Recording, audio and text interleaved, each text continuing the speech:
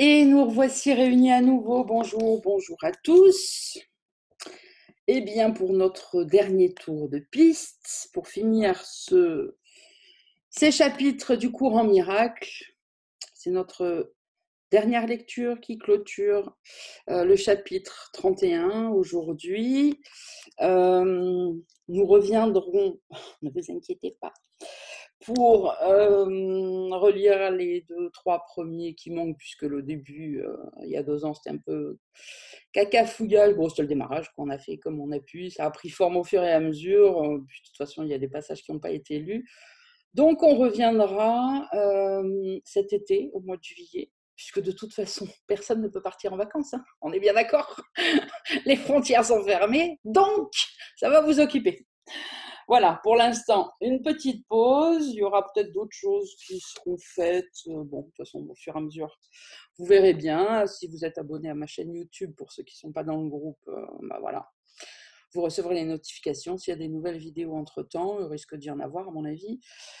Et sinon, ça sera, voilà, en juillet, début de l'été, pour les vacances. On reprendra tranquillement le chapitre 1, 2, c'est sûr. Le 3, je ne sais plus. Bon, il faut que j'aille voir, faire le tri dans les vidéos, les supprimer, les remplacer, voilà. Mais en attendant, c'est la fin de notre lecture. Donc nous reprenons, nous sommes arrêtés la semaine dernière, page 711, et nous allons lire la section 7 du chapitre 31, la vision finale, et donc la vision du Sauveur. C'est parti. Apprendre, c'est changer. Le salut ne cherche pas à utiliser un moyen encore trop étranger à ta façon de penser pour être utile, ni à faire le genre de changement que tu ne pourrais pas reconnaître. Il est besoin de concepts tant que dure la perception. Et c'est la tâche du salut de changer les concepts. Car il doit user des contrastes, et non de la vérité qui n'a pas d'opposé et ne peut pas changer. Dans les concepts de ce monde, les coupables sont mauvais et les bons sont innocents. Il n'en est pas un ici qui n'ait un concept de lui-même dans lequel il compte le bon pour lui pardonner le mauvais. Pas plus qu'il ne fait confiance au bon en qui que ce soit, croyant que le mauvais doit se cacher derrière.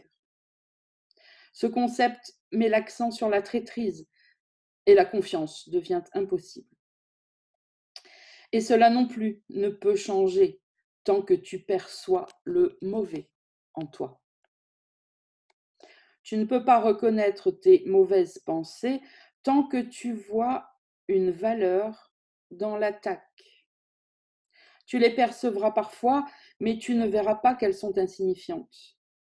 Ainsi viennent-elles sous des formes effrayantes, avec leur contenu encore dissimulé, pour ébranler ton triste concept de toi et le noircir d'encore un autre crime.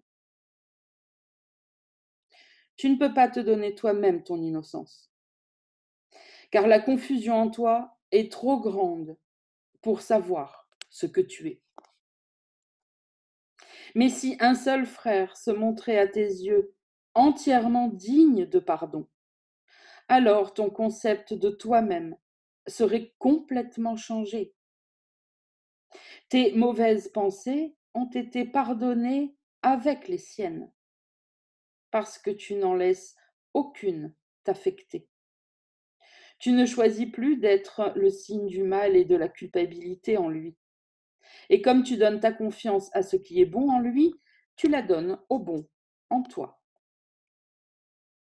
Sur le plan des concepts, c'est ainsi que tu vois plus en lui que juste un corps. Car le bon n'est jamais ce que le corps semble être. Les actions du corps sont perçues comme venant de la partie plus basse de toi, et donc de lui aussi. En te concentrant sur le bon en lui, le corps devient de moins en moins persistant à tes yeux. Et à la longue, il n'est plus vu comme étant beaucoup plus qu'une ombre tournant autour du bon. Tel sera ton concept de toi quand tu auras atteint le monde par-delà la vue que tes yeux seuls peuvent t'offrir à voir. Car tu n'interpréteras pas ce que tu vois sans l'aide que Dieu t'a donnée, le Saint-Esprit. Et à ses yeux, il y a un autre monde. Alors, je fais une petite pause. Un marque-page, s'il vous plaît. Qui sont Ouais, ils sont dans l'autre. Je trouve bouquin.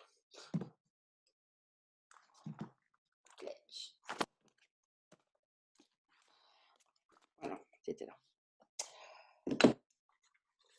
Alors, pour certains, ce qu'on vient de lire, bon, c'est assez clair, vous avez compris.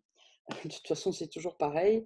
Comme Jésus nous le dit constamment, regarde, pardonne à l'autre, regarde en l'autre, vois la lumière en l'autre et automatiquement tu la verras en toi. En gros, c'est ça. Hein.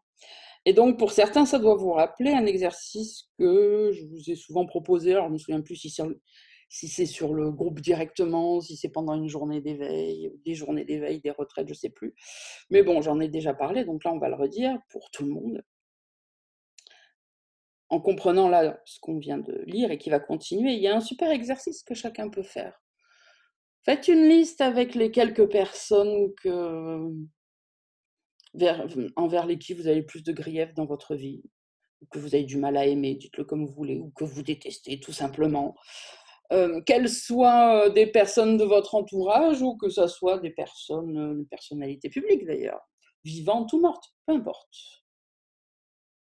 Personnes, des personnages, parce qu'on peut vraiment le dire comme ça. Quand vous y pensez, c'est que le mauvais que vous voyez, en premier en tout cas. Prenez-en 2-3, hein, c'est pas la peine de faire une liste de 15, 2-3 déjà, pour commencer. De toute façon, au moment où on dit ça, vous avez déjà pensé à quelqu'un, peut-être à une deuxième, à une troisième personne. Arrêtez-vous là.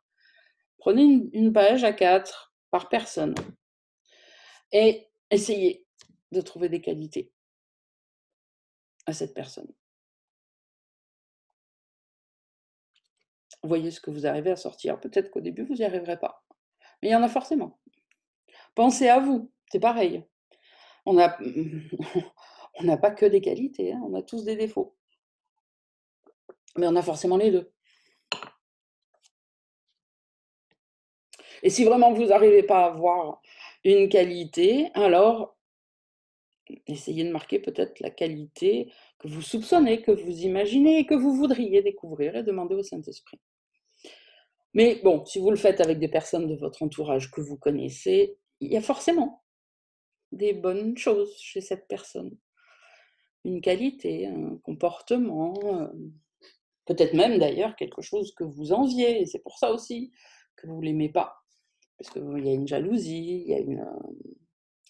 Voilà, donc c'est un super bon exercice de prendre les personnes vraiment contre qui on a des griefs, évidents, apparents, évidents, parce que dans l'illusion, elles nous ont fait ci, elles nous ont fait ça, ou elles ont fait ça à quelqu'un de très proche, et d'essayer de diriger l'esprit pour trouver quelques qualités. Et après, ben, en écoutant cette section, concentrez-vous dessus, essayez de vous concentrer dessus.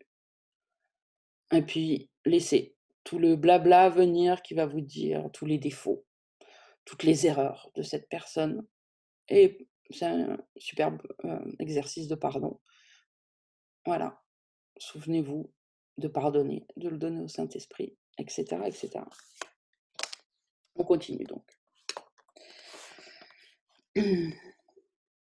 Tu vis dans cet autre monde,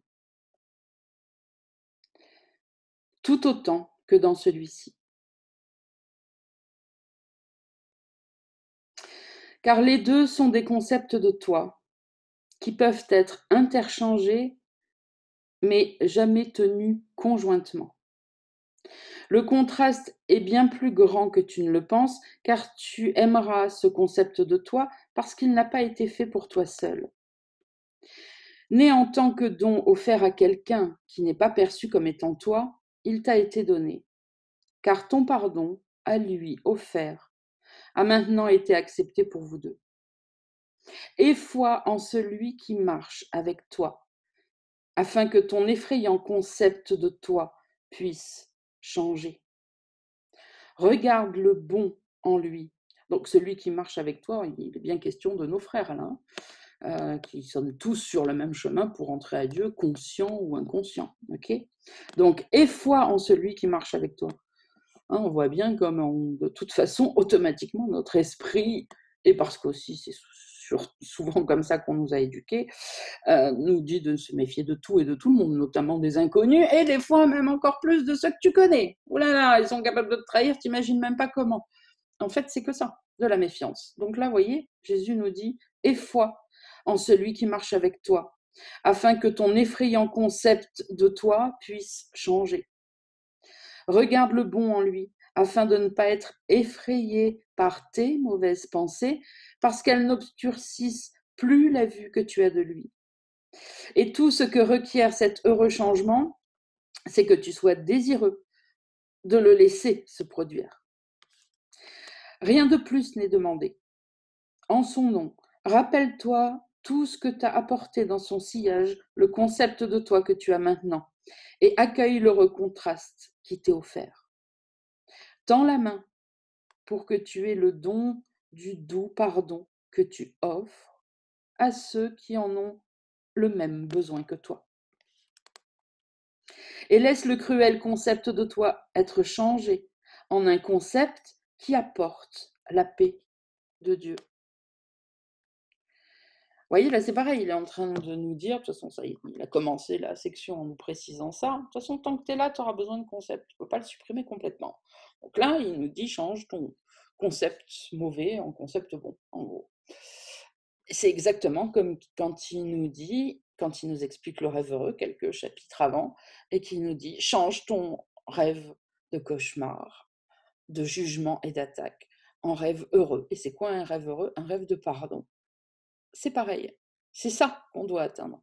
Et arrivé à cet endroit-là, l'éveil, un jour, pourra se faire et Dieu fera le dernier pas. Mais nous, ce qu'on doit chercher à atteindre, c'est pas d'essayer de devenir, justement, le concept du pur esprit qu'on imagine qu'on est. On ne sait pas ce que c'est, ça ne veut rien dire, ce sont des mots. On n'a aucune idée, puisqu'on ne peut que le savoir quand on en fera l'expérience. Donc, c'est pas la peine d'essayer de devenir un pur esprit qui vit dans un corps ici. Là, vous êtes sûr que l'ego spirituel va se foutre là-dedans.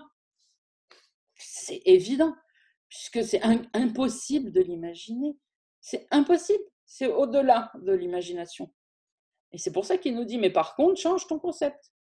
Change ton rêve de cauchemar en rêve heureux, donc ton rêve où tu ne cesses de tout juger en rêve de pardon, ça deviendra un rêve heureux. Change ton concept de toi mauvais en bon, c'est ça l'étape que tout chercheur spirituel, j'ai envie de dire déjà, devrait chercher vraiment. Et non, ne parlons pas des étudiants du cours en miracle en particulier, bien sûr. C'est pas d'essayer de faire comme si tu étais un pur esprit, alors que pour toi, je suis désolée, si je te mets un coup de marteau sur la main, tu vas avoir mal. Donc tu vois bien que tu es identifié au corps. Si ta conscience n'était plus dans le corps, tu n'aurais pas mal. Donc n'essayons pas d'imaginer un truc inimaginable et qu'on ne peut pas comprendre et en fait, de toute façon, qu'on ne veut même pas. Pour l'instant, on ne veut pas être un pur esprit et quitter notre corps. On ne veut pas. Mais par contre, transformation, tranquillement, petit à petit. Et là, c'est vraiment ce qu'il est en train de nous dire. Laisse le cruel concept de toi être changé en un concept qui apporte la paix de Dieu. Et souvenez-vous, tu reproches à ton frère non pas ses péchés, mais les tiens. Ça aussi, ça prend un sens quand on comprend ça. Donc, quand tu vois que l'autre est mauvais, quand tu regardes un concept mauvais en lui, souviens-toi que c'est le concept de toi que tu regardes. Et c'est pour ça que tu le hais, en fait. Mais voilà, c'est une projection, c'est exactement ce qu'on appelle une projection. Tu dis non, moi non, je suis pas comme ça, c'est l'autre. Mais en fait, tu vois ce que tu penses et ce que tu crois de toi inconsciemment, c'est ce qu'il nous dit. Voilà, laisse le cruel concept de toi être changé en un concept qui apporte la paix de Dieu.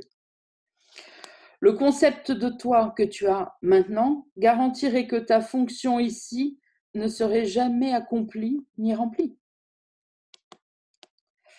Et oui, c'est quoi notre fonction? Le pardon, devenir Jésus, on va dire.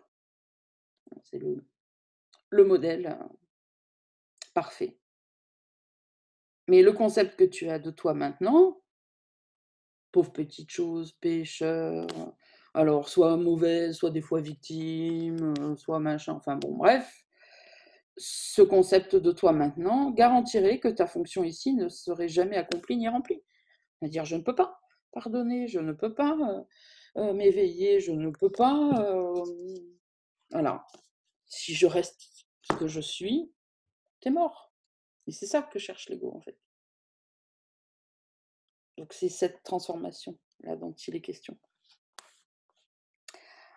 Donc, le concept de toi que tu as maintenant garantirait, s'il ne bougeait pas, que ta fonction ici sera jamais accomplie ni remplie. Ainsi, il te condamne à l'amertume d'un sentiment profond de dépression et de futilité.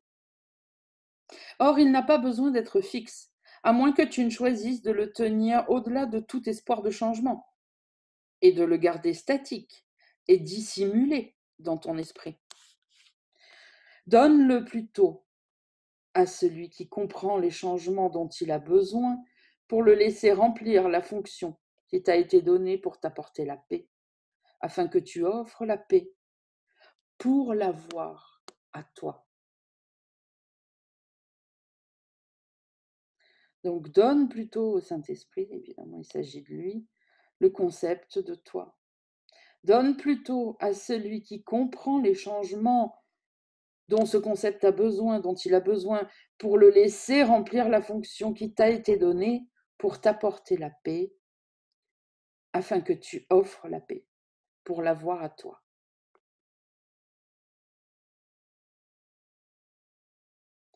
La paix, on la donne, et c'est comme ça qu'on la reçoit. C'est personne qui peut nous l'apporter. Quand on dit sois en paix, bon, c'est une jolie expression, ça ne veut rien dire. C'est pas quelqu'un qui va t'apporter la paix.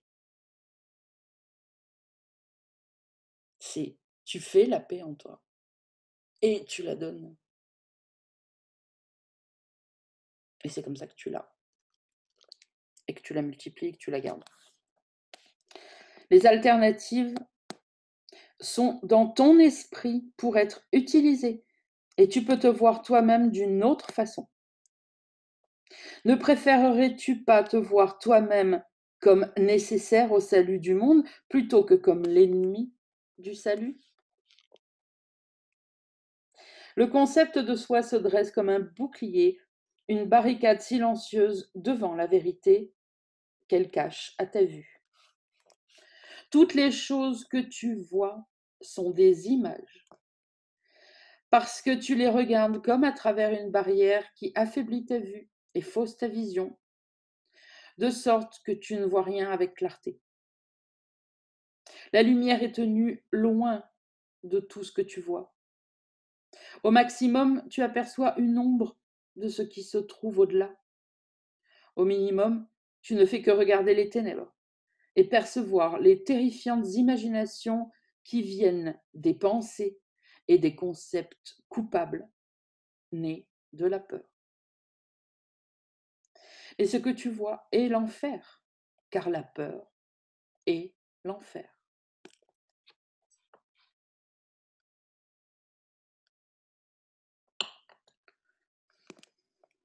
Tout ce qui t'est donné est pour la délivrance. La vue, la vision et le guide intérieur te conduisent tous hors de l'enfer avec ceux que tu aimes à tes côtés et l'univers avec eux. Voilà ton rôle dans l'univers. À chaque partie de la véritable création, le Seigneur de l'amour et de la vie a confié tout le salut qui délivre de la misère de l'enfer. À chacun, il a accordé la grâce d'être un sauveur pour les saints frères particulièrement confiés à ses soins. Et c'est cela qu'il apprend quand pour la première fois il regarde un frère comme il se regarde lui-même et voit en lui le miroir de lui-même. Ainsi, le concept de lui est mis de côté, car rien ne se dresse entre ses yeux et ce qu'il voit pour juger ce qu'il contemple. Dans cette vision indivisée, il voit la face du Christ et il comprend qu'il regarde chacun comme il contemple celui-là. Car la lumière est là où auparavant étaient les ténèbres, et maintenant le voile est levé de sa vue. Le voile sur la face du Christ, la peur de Dieu et du salut, et l'amour de la culpabilité et de la mort, ce sont tous des noms différents pour une seule erreur, qu'il y a un espace entre toi et ton frère, séparé par une illusion de toi-même qui le garde à l'écart de toi et toi loin de lui. L'épée du jugement, le jugement est une épée, est l'arme que tu donnes à l'illusion de toi-même afin qu'elle se batte pour garder l'espace qui tient ton frère à l'écart, inoccupé par l'amour. Or, tant que tu tiens cette épée, tu dois percevoir le corps comme étant toi, car tu es lié à la séparation d'avec la vue de celui qui tient le miroir, offrant un autre point de vue sur ce qu'il est et donc sur ce que tu dois être. Qu'est-ce que la tentation, sinon le souhait de rester dans l'enfer et la misère? On avait déjà noté une jolie formule de la tentation la dernière fois. Sandra nous a fait une chouette image d'ailleurs. Et voilà maintenant un complément qui précise et qui peut remplacer le tout. Quand vous avez une tentation, je le redis, une pensée, une émotion qui apporte la douleur, peu importe sous quelle forme, la dépression, la colère, l'attaque, le doute, bon, peu importe. La douleur qui est là, on la ressent. On voit les pensées tourner en boucle, on continue de les penser.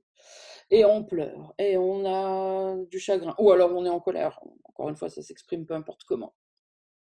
Quand on ne sort pas de là, c'est parce qu'on souhaite y rester, que ça soit très clair pour tout le monde.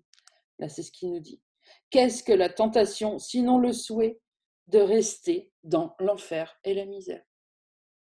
Dites-vous que quand vous êtes là-dedans, c'est parce que vous avez le souhait de rester dans l'enfer et la misère. Donc c'est ça plutôt qu'il va falloir regarder, reprendre responsabilité et pardonner si c'est un processus récurrent et que vous n'arrivez pas à en sortir. Mais arrêtez de croire que ça ne vient pas de vous. Là, il nous le dit très clairement. Qu'est-ce que la tentation, sinon le souhait de rester dans l'enfer et la misère?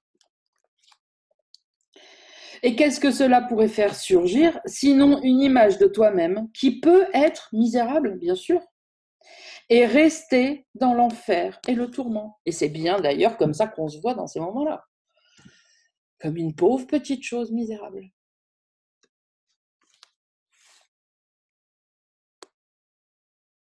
Celui qui a appris à voir son frère comme n'étant pas cela, s'est sauvé lui-même. Et il est donc un sauveur pour les autres. À chacun, Dieu les a tous confiés, parce qu'un sauveur partiel ne serait lui-même que partiellement sauvé. Les saints frères que Dieu t'a donnés à sauver, les saints frères que Dieu t'a donnés à sauver sont simplement chacun de ceux que tu rencontres ou regardes sans connaître qui ils sont. Tous ceux que tu as vus un instant avant de les oublier, ceux que tu as connus il y a longtemps et ceux qu'il te reste à rencontrer, ceux dont le souvenir a disparu et ceux qui ne sont pas encore nés. Car Dieu t'a donné son Fils à sauver de chaque concept qu'il ait jamais eu.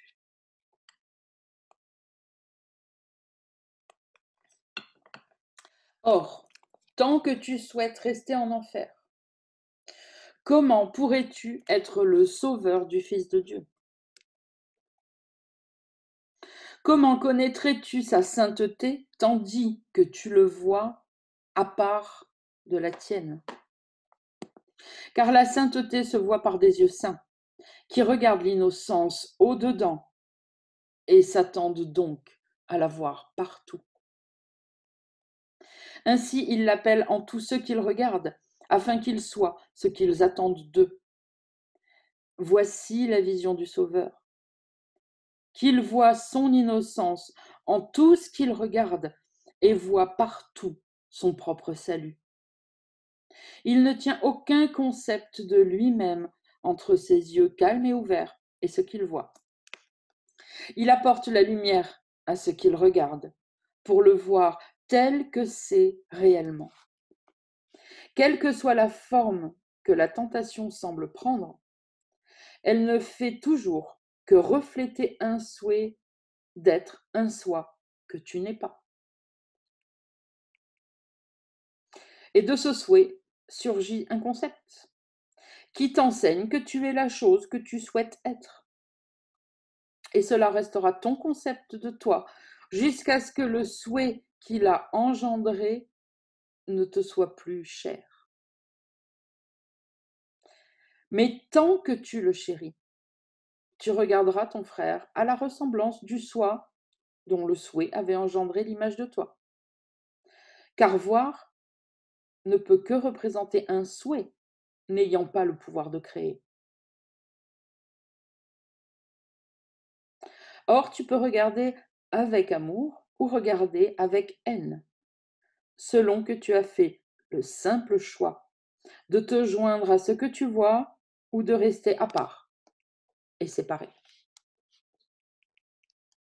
La vision du Sauveur est aussi innocente de ce qu'est ton frère qu'elle est libre de tout jugement porté sur toi-même. Elle ne voit pas du tout de passé en qui que ce soit. Par conséquent, elle est au service d'un esprit entièrement ouvert, dégagé des nuages des vieux concepts et prêt à regarder uniquement ce que contient le présent. Elle ne peut pas juger parce qu'elle ne connaît pas. Reconnaissant cela, elle demande simplement: quelle est la signification de ce que je vois? Puis la réponse est donnée et la porte est tenue ouverte pour que la face du Christ luise sur celui qui demande, en innocence, à voir au-delà du voile de ces vieilles idées et anciens concepts si longtemps et si chèrement tenus contre la vision du Christ en toi. Sois donc vigilant contre la tentation en te souvenant qu'elle n'est qu'un souhait insane et insignifiant de faire de toi-même une chose que tu n'es pas. Songe aussi à la chose que tu serais à la place.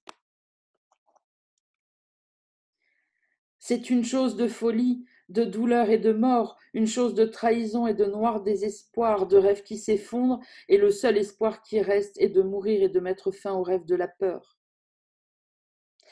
Voilà la tentation, rien d'autre que cela.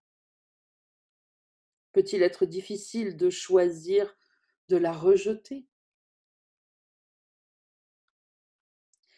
Considère ce qu'est la tentation et vois les réelles alternatives entre lesquelles tu choisis. Il n'y en a que deux. Ne sois pas trompé par ce qui paraît être de nombreux choix. Il y a l'enfer ou le ciel et tu ne peux choisir que l'un des deux. Ne laisse pas la lumière du monde à toi donnée être cachée au monde. Il a besoin de la lumière, car il est certes sombre, et les hommes désespèrent, parce que la vision du Sauveur est retenue, et c'est la mort qu'ils voient. Leur Sauveur est là, non connaissant et non connu, qui les contemple avec des yeux non ouverts.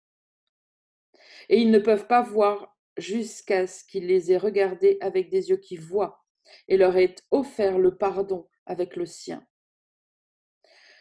Toi à qui Dieu dit « Délivre mon fils »,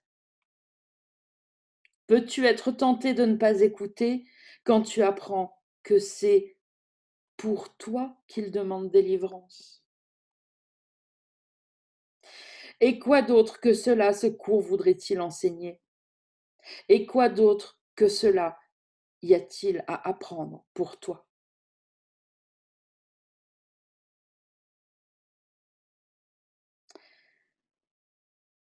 Toi à qui Dieu dit « Délivre mon fils », peux-tu être tenté de ne pas écouter quand tu apprends que c'est toi pour qui il demande délivrance?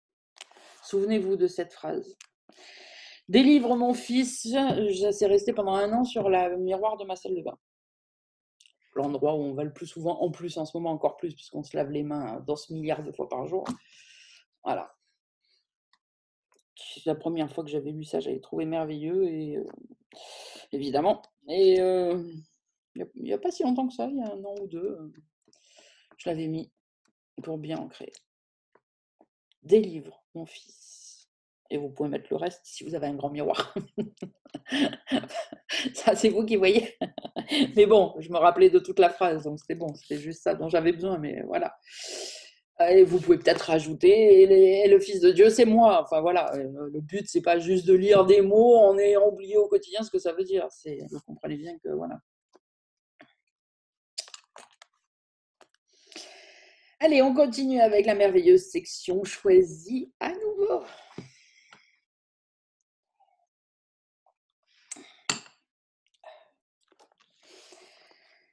Choisis à nouveau. La tentation a une seule leçon qu'elle voudrait enseigner sous toutes ses formes, partout où elle se produit. Elle voudrait persuader le Saint Fils de Dieu qu'il est un corps, né dans ce qui doit mourir, incapable d'échapper à sa fragilité et lié par ce qui lui ordonne de ressentir. Il fixe les limites de ce qu'il peut faire. Son pouvoir est la seule force qu'il est, et sa compréhension ne peut pas excéder sa minuscule portée. Voudrais-tu être cela si le Christ t'apparaissait dans toute sa gloire en te demandant seulement ceci? Choisis à nouveau si tu veux prendre ta place parmi les sauveurs du monde ou rester en enfer et y tenir tes frères. Car il est venu et il demande.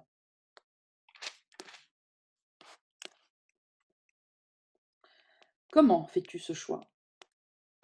Comme cela est facile à expliquer. Tu choisis toujours entre ta faiblesse et la force du Christ en toi. Allez, un petit coup de stabilo sur celle-là aussi. Tu choisis toujours entre ta faiblesse, que des fois tu vois comme pas faible du tout, hein, mais comprenez bien ce qu'il nous dit. Tu choisis toujours entre ta faiblesse et la force du Christ en toi. Et ce que tu choisis est ce que tu penses réel. Simplement, en n'utilisant jamais la faiblesse pour diriger tes actions, tu ne lui as donné aucun pouvoir.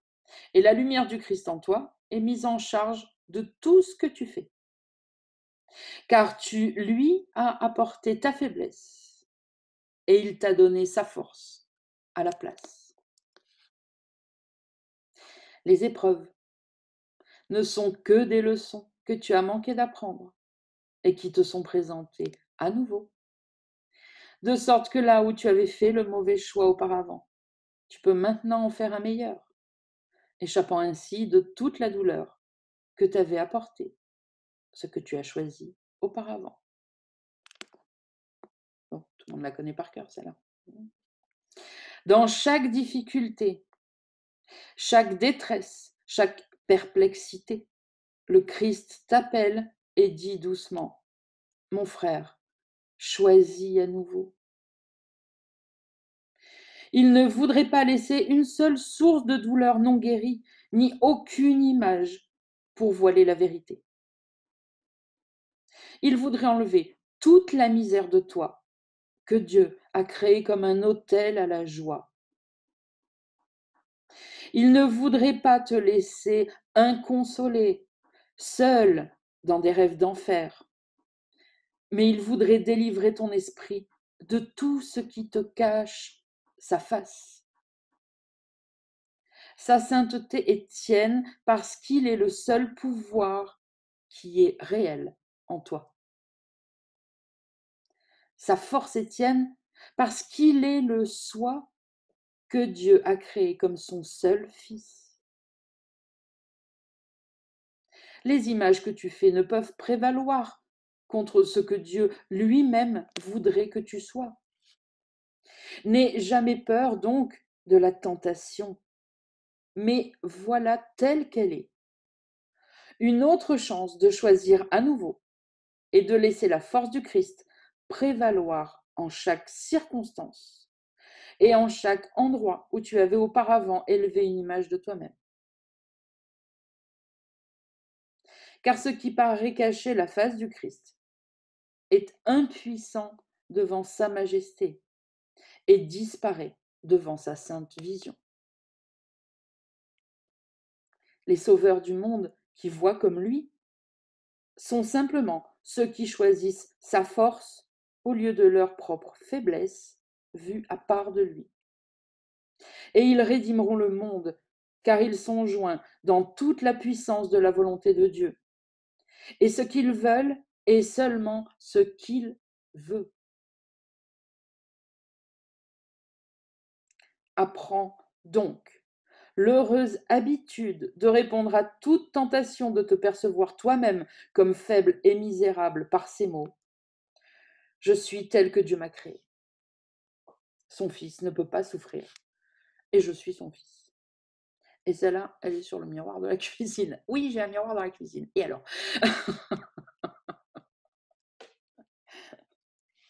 Depuis, je crois même qu'elle était sur mon mur Facebook. Enfin, pas sur mon mur, sur ma bannière. J'ai changé il n'y a pas longtemps. Bref, notez-vous là, en grand, partout. Partout, partout, partout.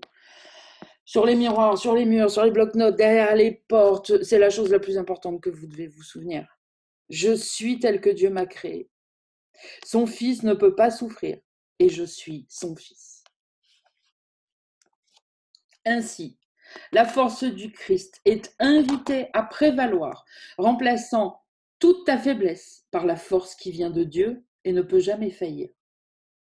Ainsi, les miracles sont aussi naturels que la peur et l'agonie paraissaient l'être avant que le choix de la sainteté n'ait été fait.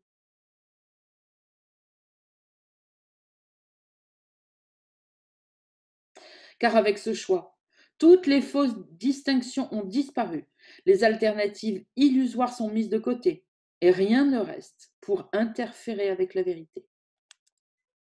Tu es tel que Dieu t'a créé, comme chaque chose vivante que tu regardes, en dépit des images que tu vois. Ce que tu vois comme maladie et douleur, comme faiblesse, souffrance et perte, n'est que la tentation de te percevoir toi-même sans défense et en enfer. N'y cède pas. Et tu verras toute la douleur sous toutes ses formes, où qu'elle se produise, disparaître, simplement comme brume au soleil. C'est la clé, c'est la seule, il n'y en a pas d'autre. Bon, j'ai déjà stabiloté, mais non seulement stabiloté-la, et c'est pareil. Relisez-la souvent, écrivez-la quelque part pour la relire. N'y cède pas à cette tentation. C'est le seul moyen, il n'y en a pas d'autre. Je vous le dis, il n'y en a pas d'autre. Et c'est au moment où tu ne vas pas céder à la tentation, parce que tu vas demander la force du Christ, parce que c'est sûr que sinon, c'est pas facile. Mais si tu te souviens qu'il y a le Christ en toi et que c'est lui qui fait, tu vas y arriver. Tout le monde va y arriver. Donc n'y cède pas. Ne cède pas à cette tentation et tu verras. Et tu verras toute la douleur sous toutes ses formes, où qu'elle se produise, disparaître simplement comme brume au soleil. Ce n'était rien qu'un mirage. Un miracle est venu guérir le Fils de Dieu et fermer la porte à ses rêves de faiblesse, ouvrant la voie à son salut et à sa délivrance. Choisis à nouveau ce que tu voudrais qu'il soit, en te souvenant que chacun de tes choix établit ta propre identité telle que tu la verras et que tu la croiras.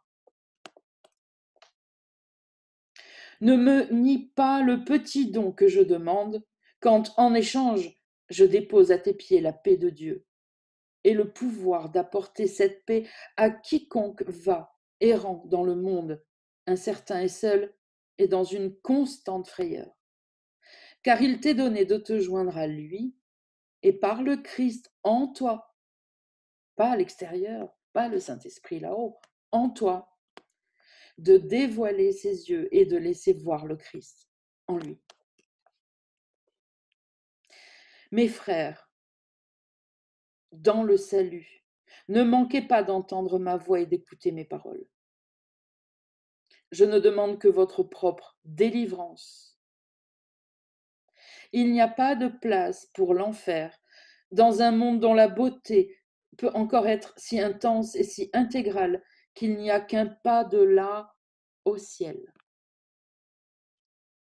À vos yeux fatigués, j'apporte une vision d'un monde différent, si nouveau, si propre, si frais, que vous oublierez la douleur et le chagrin que vous voyiez auparavant.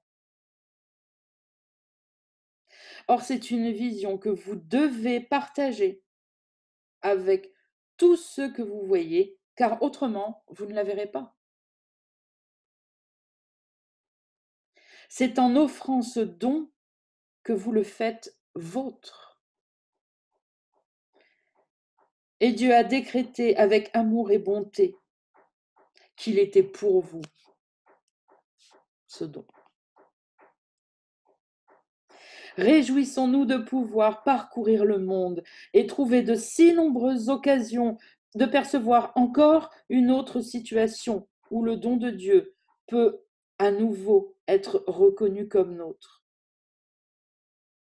Ainsi disparaîtront tous les vestiges de l'enfer, les péchés secrets et les haines cachées. Et toute la beauté qu'il dissimulait apparaît à nos yeux comme les jardins du ciel,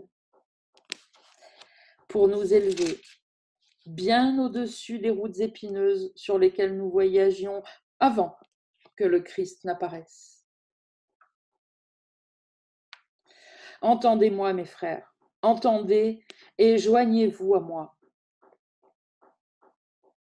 Dieu a décrété que je ne pouvais pas appeler en vain, et dans sa certitude je repose. Car vous entendrez et vous choisirez à nouveau. Et par ce choix, chacun est rendu libre. Je te rends grâce, Père, de ces saints qui sont mes frères, comme ils sont tes fils.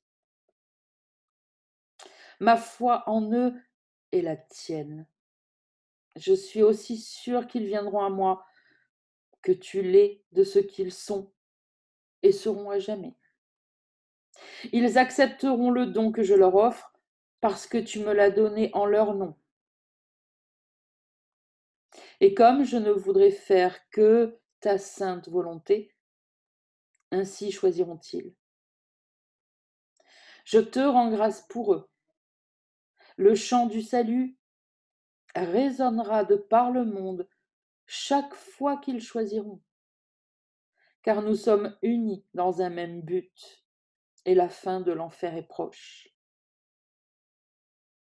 En heureuse bienvenue, j'ai la main tendue vers chaque frère qui voudrait se joindre à moi, afin d'aller au-delà de la tentation, et dont le regard se porte avec une fixe détermination vers la lumière, qui luit au-delà avec une parfaite constance.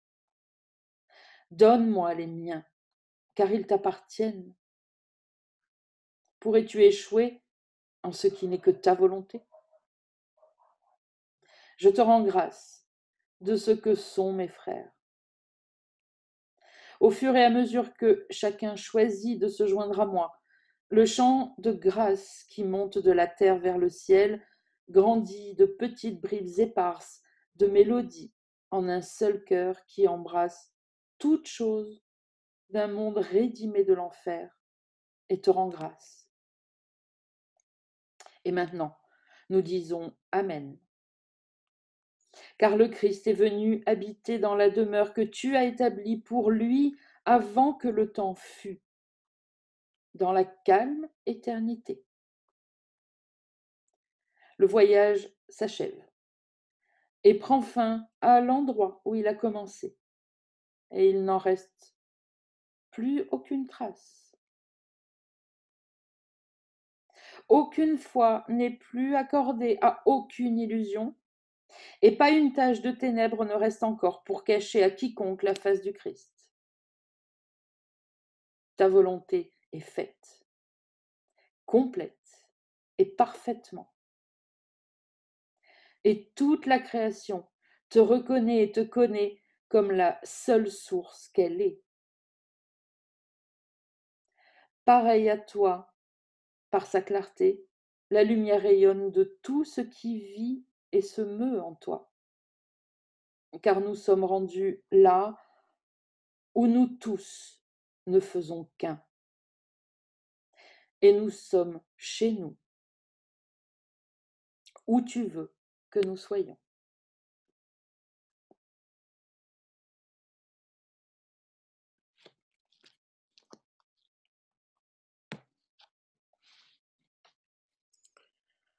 Prenez un petit instant pour rendre grâce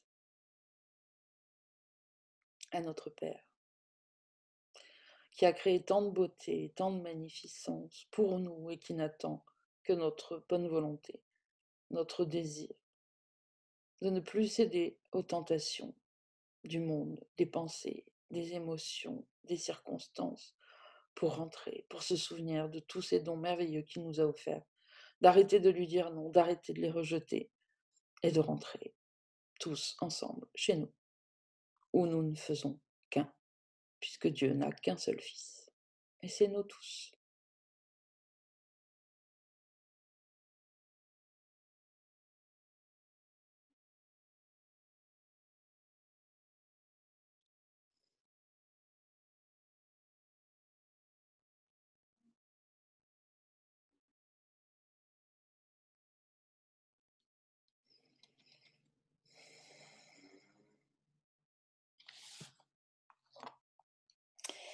Eh bien voilà,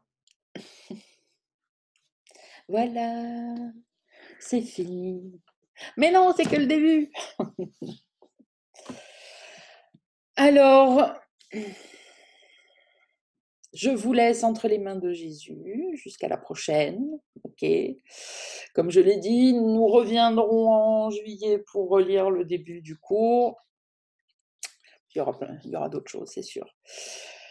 Mais en attendant, intégrez ce message. Il ne suffit pas de le lire. Et il ne se comprend sûrement pas intellectuellement. Intégrez, intégrez et pratiquez. Il n'y a que comme ça qu'on intègre. Pratiquez tout ce que vous pouvez, là où vous êtes. Ce que vous avez compris, et vous avez l'impression d'avoir compris un peu, pratiquez un peu. Ce sera toujours bien plus que ce que n'importe qui d'autre qui n'est pas conscient fait dans le monde, et bien plus que ce que vous faisiez même avant. Donc pratiquez tout ce que vous savez, là où vous en êtes, et c'est un cercle vertueux, et ça va s'ouvrir, et c'est exponentiel, et ça va aller de plus en plus loin, de plus en plus vite, de plus en plus fort. Mais il faut pratiquer, pratiquer, pratiquer. C'est du bon sens. Jésus nous a dit, aimez-vous les uns les autres. Pardonne. Souvenez-vous juste de ces petites phrases peut-être. Pardonnez les offenses que vous croyez qu'on vous a faites. Aimez-vous les uns les autres. Essayez de voir le bon en chacun. Si tu n'as rien de bien à dire sur quelqu'un, tais-toi. Tout ça, ce sont des phrases du monde aussi. Hein. Appliquez-les. Ça commence par ça. Et tout le reste s'ouvrira. Donc, je vous embrasse, je vous laisse. Jusqu'à la prochaine.